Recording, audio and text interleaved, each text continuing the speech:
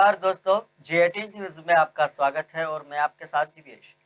आज एक महत्वपूर्ण मुद्दे के साथ आपके सामने उपस्थित हुआ हूँ और वह मुद्दा है दल बदल का। दल बदल आज हमारे लोकतंत्र की एक बहुत बड़ी समस्या बन गया है। चुनाव आते ही दल बदल के मामलों की भरमार होने लगती है। दल बदल पद, पैसा या महत्वाकांक्षा जैसे निजी स्वार्थ के कारण होता है, लेकिन इस दौर में भी डर भी जुड़ चुका है। अपनी बेईमानी और भ्रष्टाचार को छुपाने और इसके लिए कानूनी कार्रवाई से बचने के लिए ज्यादातर नेता सत्ता पक्ष के सामने घुटने टेक देते हैं। राजनीतिक मान्यता है कि प्रतिबद्ध और समर्पित विचारधारा के आधार पर दल बदल लोकतंत्र को मजबूत और विकसित करते हैं। लेकिन बड़ा सवाल यह है कि हाल के दिनों में दल बदल के जरिए जिस तरह से भ्रष्टाचार को, वाजिब मामलों को रफा दफा किया जा रहा है, उससे उत्पन्न स्थितियां सजग लोगों को परेशान करने लगी है। आजकल स्वार्थ और पद के लालच में जो दल बदल हो रहे हैं, उससे सरकारों की स्थिरता के लिए खतरा पैदा हो गया है। यह न केवल उन राजनीतिक दलों के साथ विश्वासघात है जिसका टिकट पर कोई प्रत्याशी चुनाव लड़ता है और जीतता भी है, बल्कि उन लोगों की इच्छा के साथ भी अन्याय है जिन्होंने उन्हें चुना है। वैसे भी किसी एक विचारधारा के नाम पर मतदाताओं को वोट लेना और दूसरी विचारधारा वाले दल के सामने उसे गिरवी रख देना मतदाताओं के साथ धोखा है। दल बदल यूं तो देश का पहला आम चुनाव से ही हो रहा है, लेकिन चौथे आम चुनाव के बाद मार्च 1967 से फरवरी 1968 के बीच की छोटी अवधि में ही लगभग 438 सदस्यों ने दल बदल का रिकॉर्ड कायम किया है। 1985 में राजीव गांधी की सरकार ने 52वें संविधान संशोधन द्वारा पारित दल बदल विरोधी कानून को संविधान की 10वीं अनुसूची में समाहित किया। हालांकि राजीव गांधी की नीयत पर भी सवाल उठे थे। कांग्रेस पार्टी को 400 से अधिक लोकसभा सीटों पर विजय प्राप्त हुई थी और इसलिए अपने सांसदों को अनुशासन में बंद कर रखने के लिए यह कदम उठा गया था, ऐसा कई लोग भी मानते थे। सच में देखें तो दल बदल कानून का मुख्य उद्देश्य व्यक्तिगत लाभ के लिए नेताओं द्वारा पार्टी बदल जाने की प्रक्रिया को रोकना था।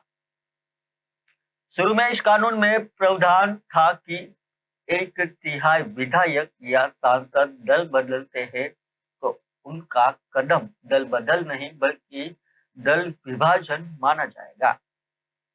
आगे चलकर यह संख्या 50% और फिर 2/3 कर दी गई। लेकिन हमारे देश में तो जनता और नेता सब यही कहते हैं कि कानून बनते ही है तोड़ने के लिए। महत्वपूर्ण तथ्य है कि इस कानून को लागू करने का दायित्व सदन के अध्यक्ष का होता है। चूंकि विधानसभा या सदन के अध्यक्ष सत्तारूढ़ दल के ही सदस्य होते हैं, इसलिए वह जोड़ तोड़ से बनी सरकार को बचाने के लिए कानून का मनमाने तरीके से प्रयोग भी करते हैं। कई बार तो वे फैसला लेने में इतनी देर कर देते हैं कि उसका महत्व ही नहीं रह जाता। इसका पहला बड़ा उदाहरण था 1996 में।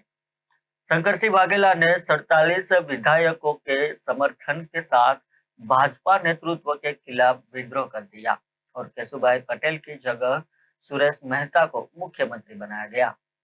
लेकिन वाघेला ने सुरेश मेहता की सरकार को भी 1996 में गिरा गई और खुद अपनी पार्टी बनाकर मुख्यमंत्री बन गए।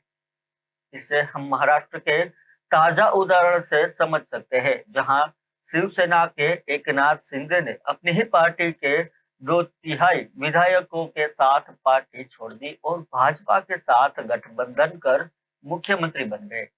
इससे पहले 2016 में अरुणाचल प्रदेश की पीपल्स पार्टी ने 43 विधायकों में से 33 भाजपा के शामिल होकर और 2020 में मध्य प्रदेश में कांग्रेस पार्टी के 22 विधायकों ने भाजपा का साथ पकड़कर नई सरकार का गठन कर लिया। एक बात पानी की तरह साफ है कि हाल में देश में कांग्रेस के छोटे और कद्दावर नेताओं को भाजपा में भागे चले आने का एक नया ट्रेंड स्थापित हुआ है। बहुत हद तक कांग्रेस पार्टी अब एक खाली हो रहा घर बन चुकी है। ऐसा 10 साल तक सत्ता से दूर रहने के कारण हुआ है। अभी अभी हिमाचल प्रदेश में राज्यसभा चुनाव के दौरान भारतीय जनता पार्टी ने कांग्रेस के कुछ विधायकों के जरिए उसे जो चोट दी थी, कांग्रेस के पास स्पष्ट बहुमत होते हुए भी उसके उम्मीदवार अभिषेक मनु सिंघवी को हार का सामना करना पड़ा था। अब कांग्रेस के उन 6 बागी विधायकों ने पार्टी को अलविदा कर भाजपा का दामन थाम लिया है। चुनाव आते ही राजनीतिक दलों में उठापटक को देखते हुए लगता है कि भारत में दल बदल को नियंत्रित करने वाला मौजूदा कानून पर्याप्त नहीं है। स्वैच्छिक सदस्यता छोड़ने के लिए एक स्पष्ट परिभाषा की जरूरत है।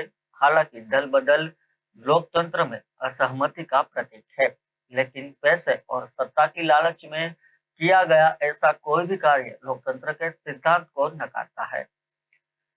संविधान के 10वीं अनुसूची के प्रावधानों में बड़े पैमाने पर बदलाव के लिए राजनीतिक दलों को बड़े दिल के साथ आगे आना होगा और जन आकांक्षा को ध्यान में रखते हुए इस पर निर्णय लेना होगा, ताकि सरकार को राष्ट्र के विकास और कल्याण हेतु स्थिर कार्यकाल मिल सके। बहरहाल राजनीति में बड़े पैमाने पर नैतिक मूल्यों की बहाली की कल्पना तो अभी दूर की कौड़ी है, लेकिन एक कानून तो बनना ही चाहिए कि अगर कोई विधायक अथवा सांसद अपनी पार्टी से इस्तीफा देता है तो वह अनिवार्य रूप से विधानसभा या लोकसभा की सदस्यता से भी इस्तीफा दे और इसके फिर से चुनाव लड़ने पर एक निश्चित समय तक रोक रहे। दल बदल के दलदल में धंस रही राजनीति को सुधारने के लिए इस तरह के प्रभावी प्रावधान रामबाण साबित हो सकते हैं। फिलहाल इतना ही। आगे खबरें और अपडेट्स और जानकारी के लिए आप देखते रहे GAT न्यूज। नमस्कार।